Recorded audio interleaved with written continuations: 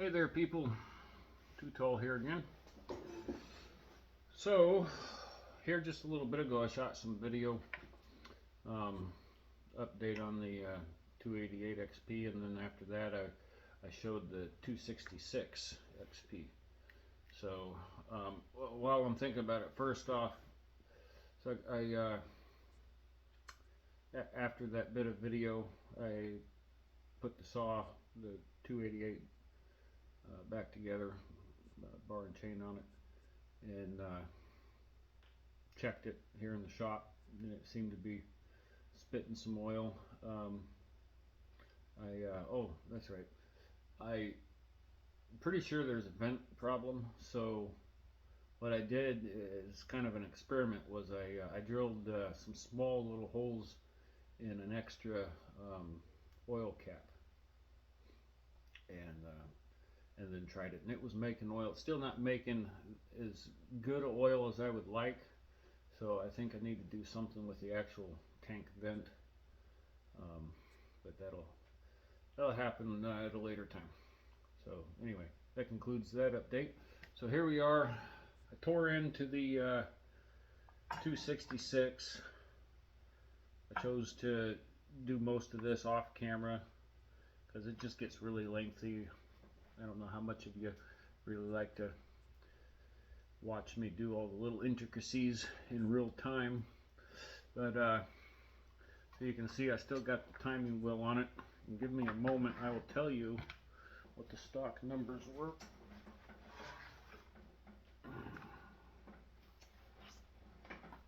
So on the exhaust,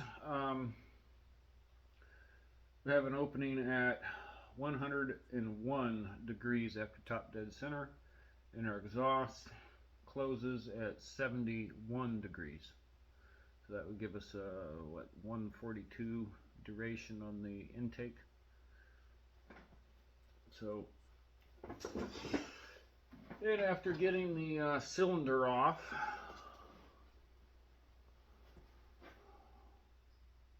the cylinder itself doesn't look too bad. It's definitely, been well used.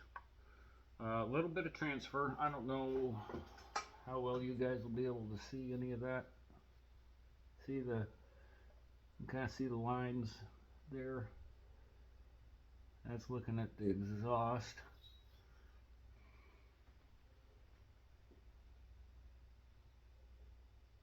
Some on the intake. Now the intake side of the piston has quite a bit of markings. Tells me this thing was probably eating a lot of fines at one time. Couple decent little marks on the exhaust side, though I can't really feel it. Well, I guess maybe a little bit. I don't know how well you can see that. See those marks? So I believe the cylinder, I'll do the port work to it, and I believe that'll clean up good. Maybe rub it down with some sandpaper first, and then finish it off with my 320 ball hone. Yeah, I think this will clean up just fine. Piston, probably gonna order in a Meteor from Wolf Creek. That ought to do the trick. So in the meantime of ordering and receiving a piston, I will go ahead and do most of the port work to this. I won't get too crazy, with the intake and exhaust, floor and roof, until I have a piston to check myself with. Though I'm confident enough in these. I could probably give a little tickle here and a tickle there, and know just by doing it where I'm at, pretty close, ballpark anyway.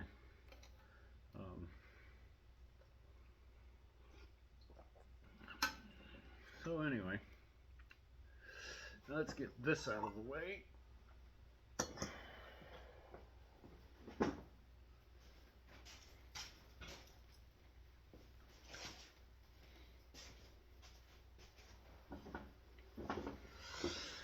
Now, in the previous video, I had suggested that I might take down the 261 at the same time, and after thinking about it, I decided I wasn't going to do that, at least not right now. I just didn't want to get two saws in pieces and potentially misplaced parts, get them mixed up and whatnot. Anyway, so in looking at this cylinder,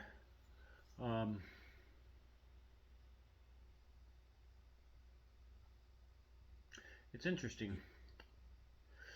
So with you know, like 266, 61, 266, 272, you know, you get really narrow lower transfers.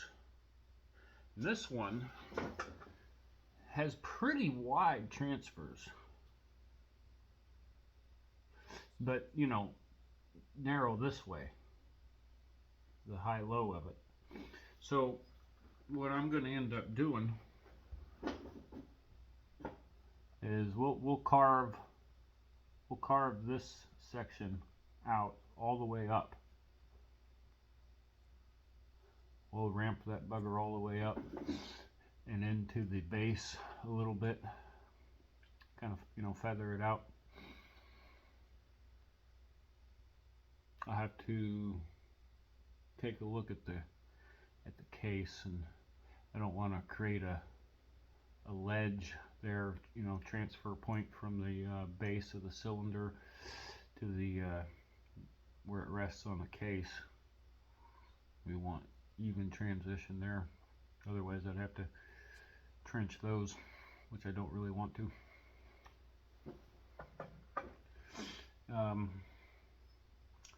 It already has a pretty decent width going on there. There's your exhaust.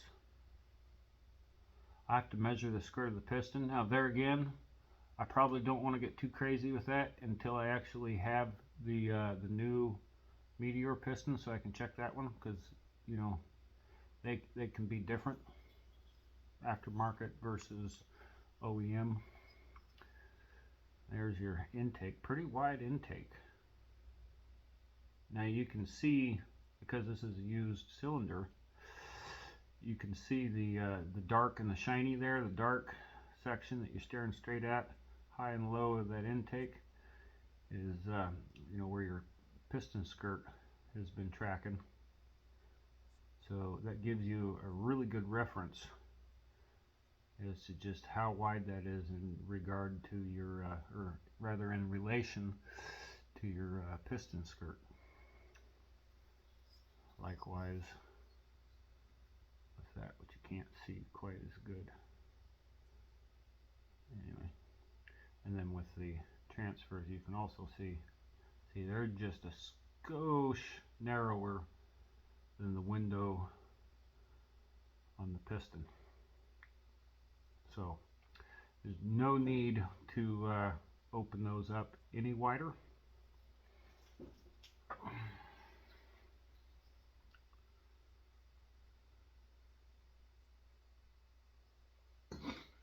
So, all right. So we'll get a bit on the rotary tool here and go to town. And my goodness, some of these bits are really getting old. I've got a new pack of these I might have to dip into pretty soon.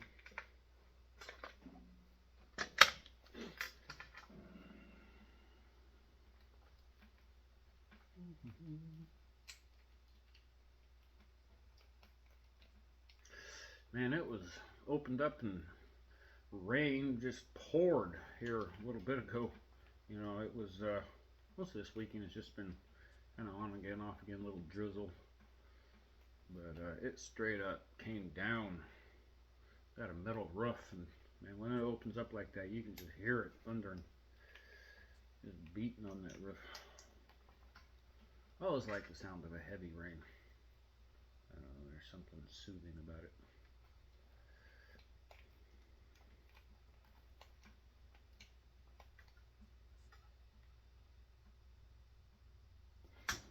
Alright, see some lube oil.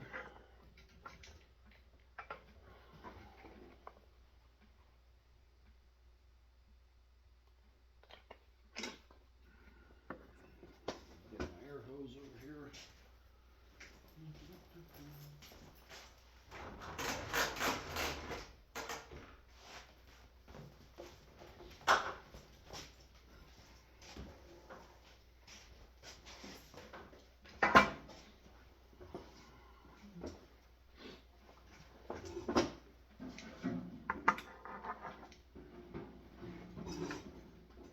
Pedals way halfway across the room.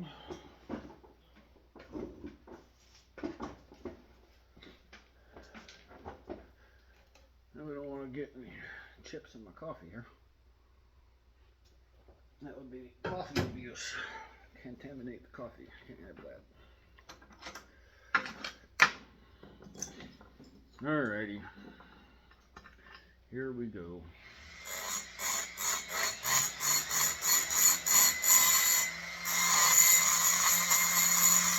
And the plating on these old OEM cylinders it's stout.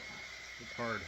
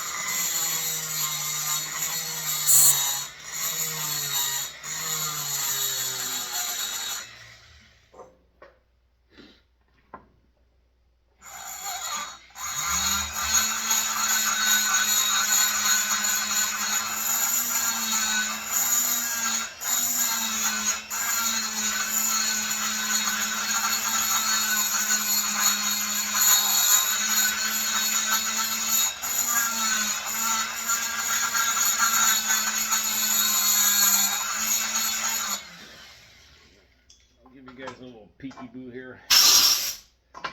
Just barely getting started here.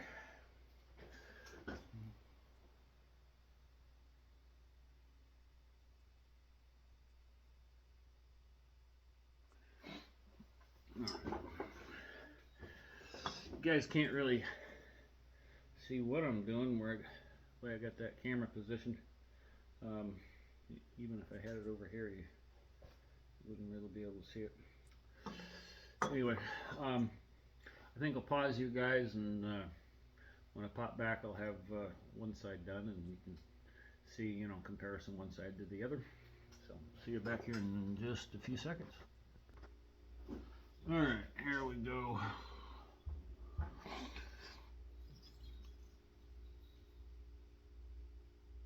So, that's what I just got done grinding.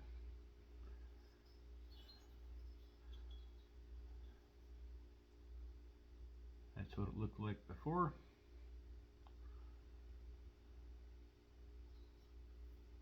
That's what it looks like now. And let's see here. See, there's the upper.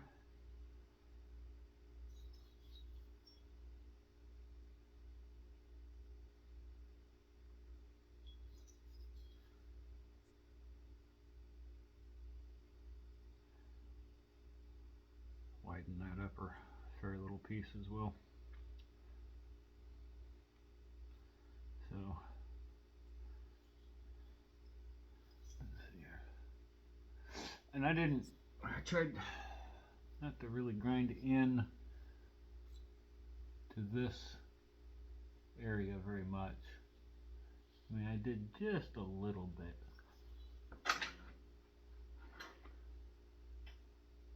You can see there.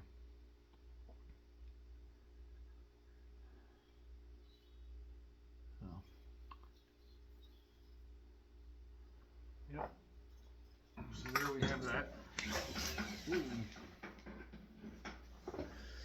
And let's see, where are my calipers?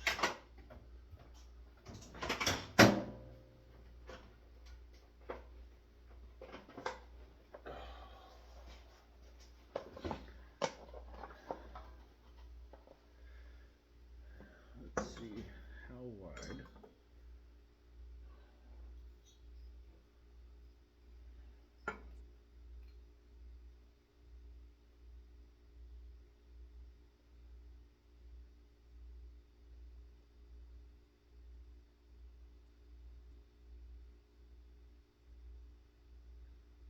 So on the outside, they're 1.17.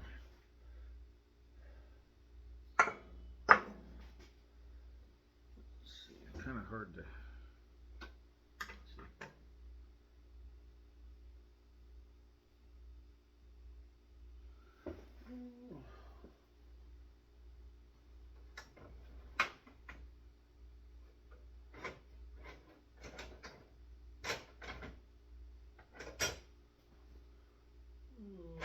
Never have the right tool when I need it. Alright, we'll just eyeball it.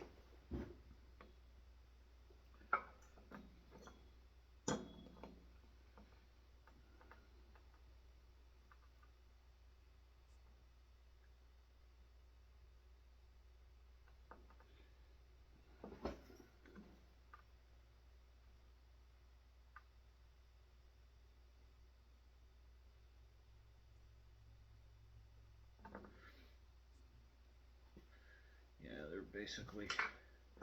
it's basically straight through, no taper. So 1.17.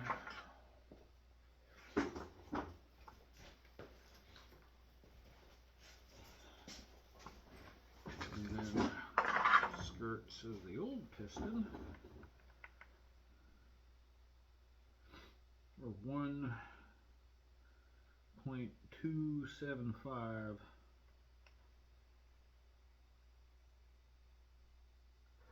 And this one's kind of weird. It's not very symmetrical. 1.3 there, 1.175 there. So its narrowest point, it's 1.275, and we had 1.17. I ain't got a whole lot of wiggle room there. It's basically what, 100 thousandths. So, being that tight, I am not going to touch the sides of that exhaust port until I have the new piston in hand, and I can see what that one is at, and then I know exactly how much room I have to play with, if any. I might decide it's good. So we'll just potentially be looking at raising that roof.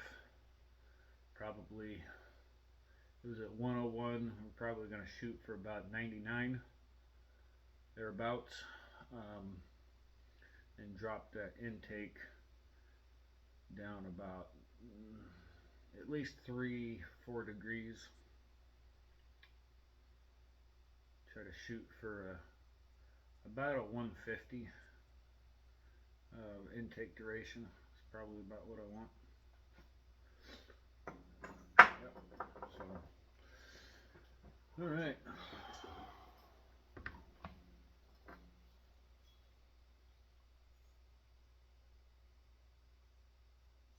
And I'll do a little texturing, as I've started to do on the last several builds. Some heavy texturing on that intake.